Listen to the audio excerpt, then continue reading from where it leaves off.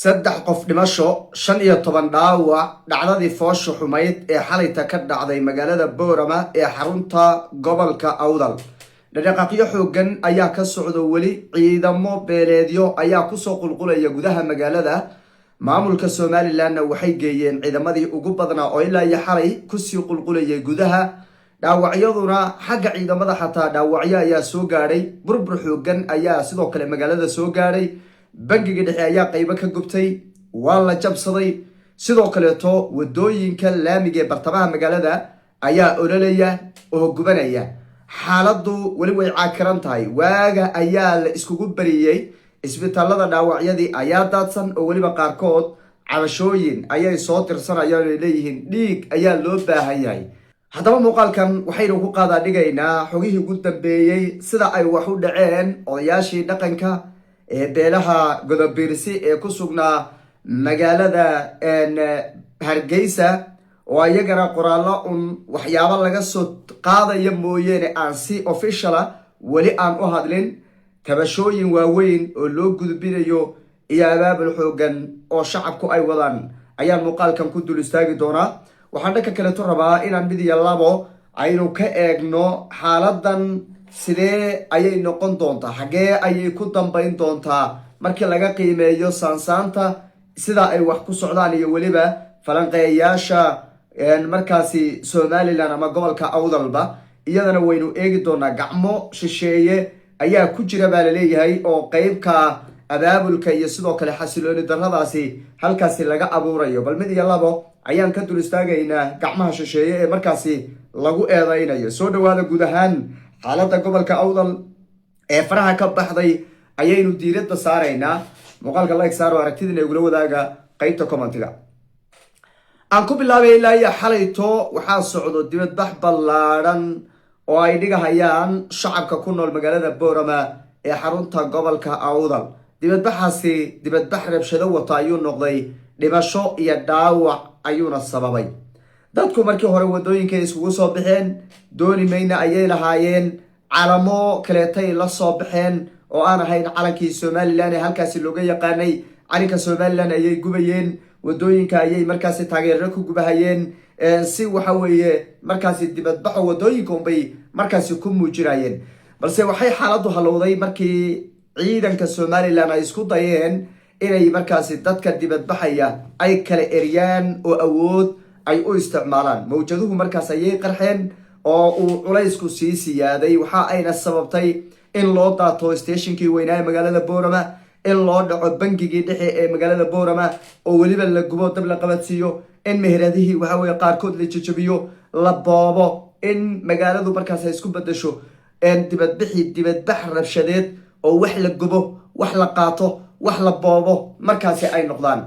ciidamadu waxay markaasi bilaabeen inay xabad nool ay dadka u adeegsadaan maadaama shacabku ay cadhaysan yihiin. askariga aysan ka leexanaynin, xarumihii dowladda aysan ka leexanaynin, gaarigii askarta ay ku didayaan, askariga ay qoriga la qabsanayaan. waxaa marka ay noqotay inay iyagana ay xabad nool markaasi ay adeegsadaan. xabadaasi nool ay adeegsanayeen ayaa marka sababtay dhaawac badan iyo weliba dhimasho. xagga askarta naftirkeedu dhaawacyo ayaa soo gaadhay oo dhagaxyadii iyo birihii ay dadku wateen iyo baangadihii ayay waxyeelo kusoo gaadhsiiyeen ciidankii ammaanka ee markaasi dibadbaxyadaasi ka hortegay. inta la xaqiijiyey 3 qof ayaa ku geeriyootay, 12 kalena waa dhaawac. 20 ayay dhaawacyadu ku dhow yihiin haddaysan intaaba ka badanayn sida la xaqiijiyey. dhaawacyo halis ayaa jira oo dhiigag u baahan. xabaduhu dadku waxay qaarkood kaga dhacday kelida, meesha waxa weeye garabka, meelo halis badan ayay kaga dhacday.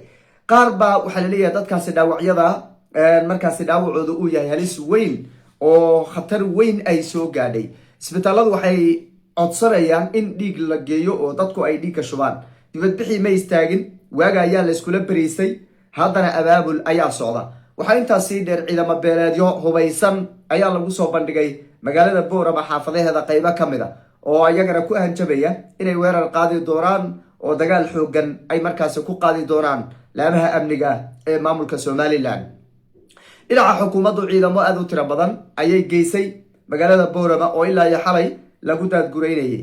dhinaca saylac naftirkeeda waxaa ka socda iyadana dhaqaaqyo dhowr dad maaragtay konton ka badan ayaa xalayto xabsiga loo taxaabay maadaama meesha la isku haysto ee markaasi dadku ay si weyn uga soo horjeedaan ay magaalada saylac tahay. waxa ay halkaasi ka bilaabeen dhaqdhaqaaqyo dhalinyaro horey loogu diyaariyey halkaasi konton ka badan ayay laamaha amniga xabsiga dhigeen.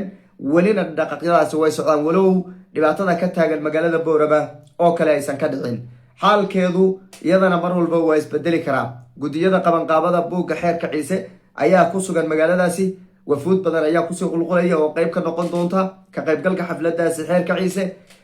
iyadana waa suurtagal markaasi in ay dhici karto in markaasi rabshado halkaana laga abuuro maadaama buuggan xeerka ciise si weyn looga soo horjeedo.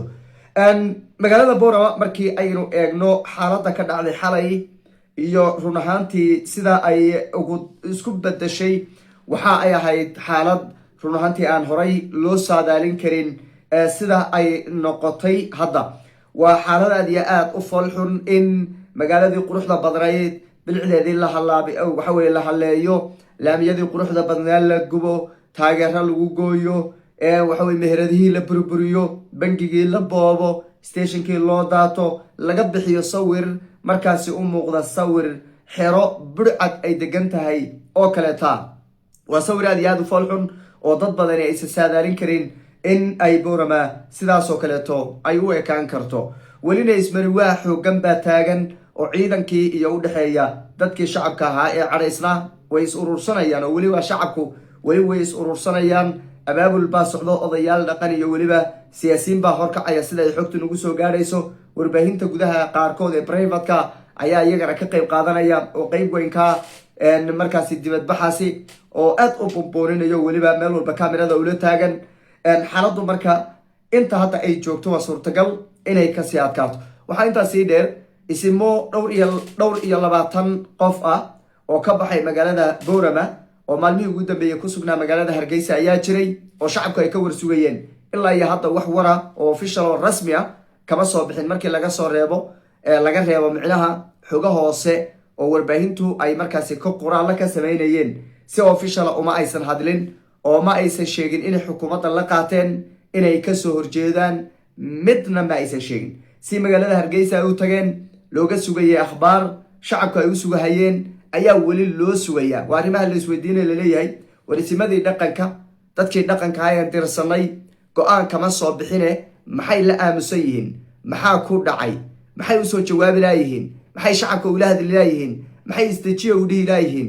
maxay dagaalama u dhihi laayihiin? oo labadaba midna ay u dhihi laayihiin. halkaasi shiki weyn ayaa jira. isimada dhaqanku wararka anagana soo gaadhayay maalmihii ugu dambeeyey waxa ay ahayd inay cabdiraxmaan ciro ku ogolaadeen qabashada xafladda xeerka ciise ayna shacabkooda la hadlayaan.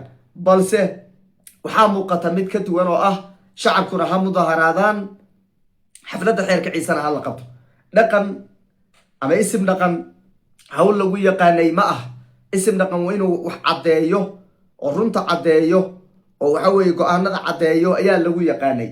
dadka reer awdal amaba godobiirsina waxay dhaqan u lahaayeen dad dhaqankooda ka dambeeya, dad guurtiya oo wax gooya oo go-aanada gooya ayay ahaan jireen. aad iyo aad baa marka la isku weydiinaya isimada dhaqanka ee ku sugan magaalada hargeysa ee reer boorama amaba waxa weeye godobiirsi sababaha ay u aamusan yihiin ee dhalinyaradooda la laynayo ay ula hadli laayihiin